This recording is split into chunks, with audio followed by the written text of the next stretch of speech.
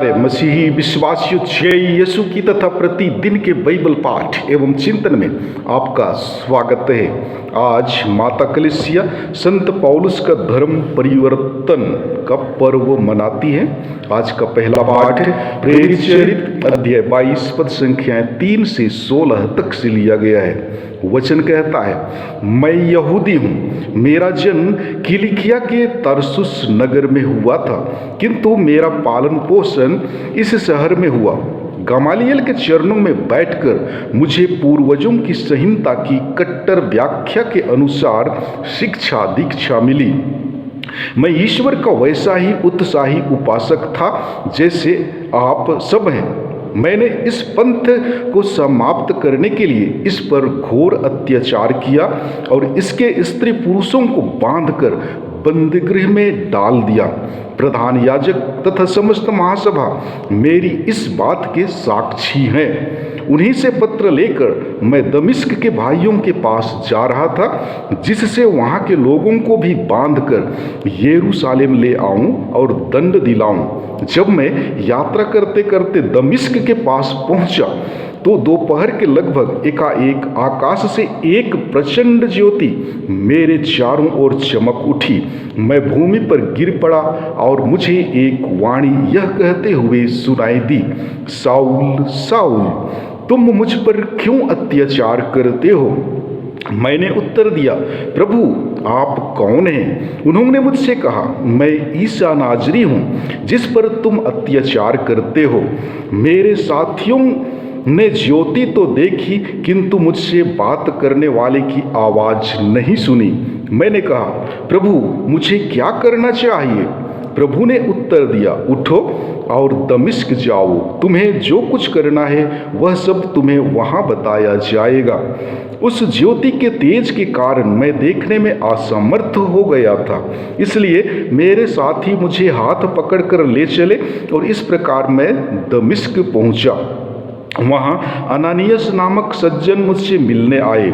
वे संहिता पर चलने वाले भक्त और वहाँ रहने वाले यहूदियों में प्रतिष्ठित थे। उन्होंने मेरे पास खड़ा होकर कहा, भाई साउल, दृष्टि प्राप्त कीजिए।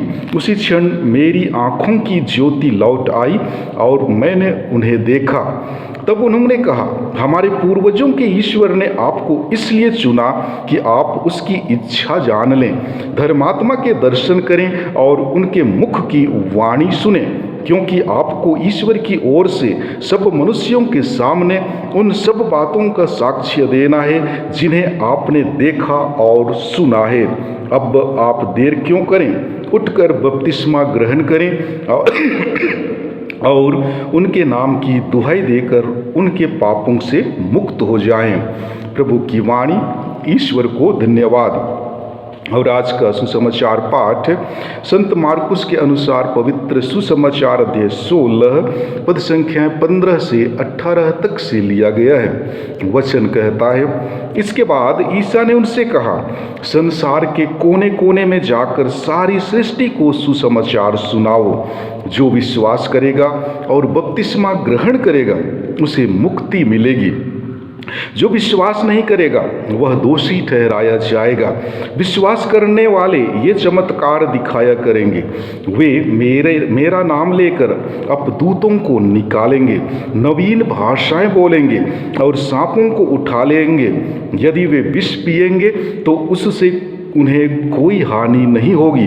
वे रोगियों पर हाथ रखेंगे और रोगी स्वस्थ हो जाएंगे। प्रभु का सुसमाचार। हे ख्रिस्त, तेरी स्तुति हो। प्यारे मसीही विश्वासियों, आज माता कलीसिया संत पौलुस के धर्म परिवर्तन का पर्व मनाती है। शायद धर्म परिवर्तन के पहले पौलुस ईसा को नहीं जानते थे।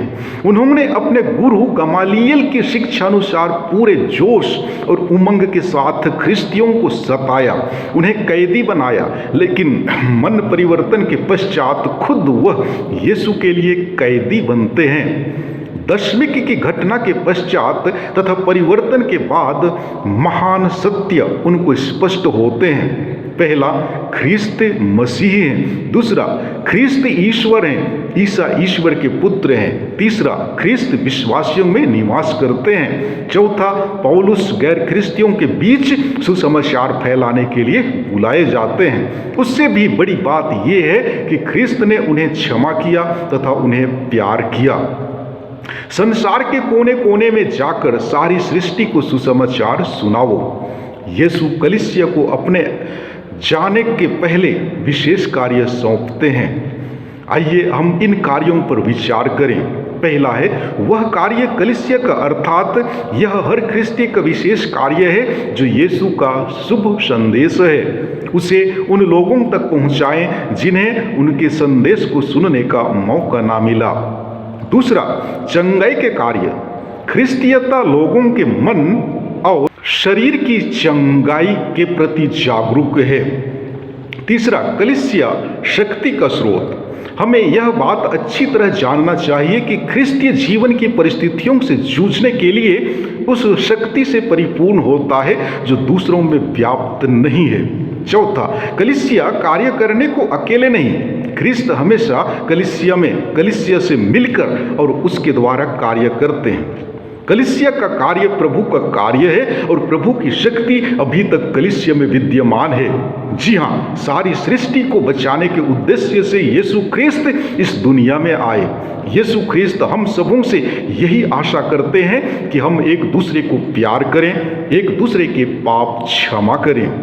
हम लोग भी ईश्वर की पूजा अर्चना तथा अपना प्यार दूसरों को बांटने के लिए इस दुनिया में आए हैं। यदि हम इस रहस्य को समझते हैं तो सचमुच हम लोगों में अपने पड़ोसियों को प्रेम करने की इच्छा जागृत होगी और पड़ोसियों को प्यार करना ही ईश्वर की पूजा एवं सेवा करना है। प्रत्येक व्यक्ति यीशु ख्रिस्त के संपर्क में आना चाहते हैं, परंतु हम यह नहीं जानते हैं कि हमें किस रास्ते से होकर यीशु के पास पहुंचना तथा उससे संबंध स्थापित करना है। इसी समस्या को दूर करने के लिए यीशु ख्रिस्त ने अपने प्रिय शिष्यों को दुनिया के कोने कोने में सुसमाचार का प्रचार करने का आदेश दिया।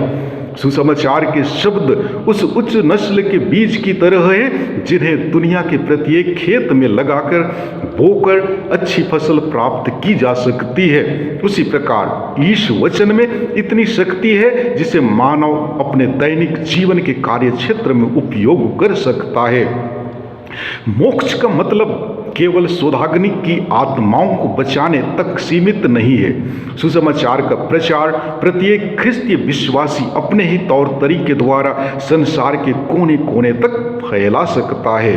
अधिकतर वे ही लोग सार्थक होंगे जिन लोगों ने बपतिस्मा के द्वारा नया जीवन एवं उत्साह प्राप्त किया है। जिस प्रकार एक खमीर चावल को रोटी में बदल देता है, उसी तरह हम सभी पूरे मानवीय इतिहास को बदल सकते हैं। लेकिन क्या हम ईश्वर के सुंदर वचन की घोषणा करने के लिए तैयार हैं?